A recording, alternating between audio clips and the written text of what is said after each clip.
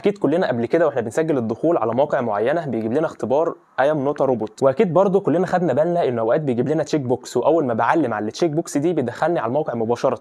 طب هو ازاي كده عرف انا انسان ولا مش انسان؟ طبعا انت ممكن تفتكر ان الموقع بيفتح الكاميرا ويشوفني هل انا انسان ولا لا، بس الحقيقه ان ده ما بيحصلش. كل الحكايه ان الموقع من اول ما انت بتبدا انك تدخل عليه وهو بيجمع عنك داتا، بيشوف ازاي بتحرك الماوس، ازاي بتدوس كليك، سرعه الدوسه بتاعتك قد ايه، بيبدا يحسب لك شويه حاجات ويجمع شويه داتا عنك. حتى وانت رايح تدوس على التشيك بوكس فبيشوف ازاي حركت الماوس عشان تروح على التشيك بوكس دي، هل الماوس كان بيتحرك بطريقه سهله ولا انتقل من النقطه اللي واقف عندها الى نقطه التشيك بوكس مباشره. فبيقدر ان هو يحدد هل انت انسان ولا لا من خلال تحركاتك. طب ولو الموقع شك فيك وحس انك مش انسان ولا حاجه، في الحاله دي بقى يوديك للمرحله الثانيه، وهي لا اما يجيب لك صور كتير صغيره ويسالك تحتها سؤال، يعني مثلا طلع لي كام عربيه في الصوره دي، وفي الحاله دي احنا نعرف عادي نطلع كام عربيه في الصوره، لكن الاي اي مش هيقدر يطلع كام عربيه لان الصور بتبقى صغيره ومتلخبطه في بعضها، فمش هيقدر انه يعد. ولو انت خدت بالك ان هي بتكون صوره كبيره ومتقطعه لمربعات صغيره، فانت بتبدا بقى بدماغك كده انك تجمع الصور دي كلها لصوره واحده وتعرف انك تطلع منها كام عدد عربيات. وفي مواقع تانية بتجيب لك اللي هي الحروف والارقام اللي داخله في بعضها وانت تبدا تطلعهم. برضو في الحاله دي الاي اي بيعرف انه يشوف الحروف لكن لما تكون متركبه في بعضها وهيشوفها انها رسمه ومش هيعرف يطلع الحروف والارقام اللي فيها. طب لو مره بقى حسيت انك طلعت عدد العربيات صح وعرفت تعدهم فعلا وكتبت الرقم، بس جاب لك صوره تانية، تفتكر ليه بقى جاب لك صوره كمان؟ طبعا انت في الحاله دي بتكون شاك في نفسك بقى وتقول اكيد انا ما عرفتش اعد صح. الحقيقه بقى ان الموقع بيكون عامل صورتين، الصوره الاولى عشان يحدد منهم هل انت انسان ولا لا،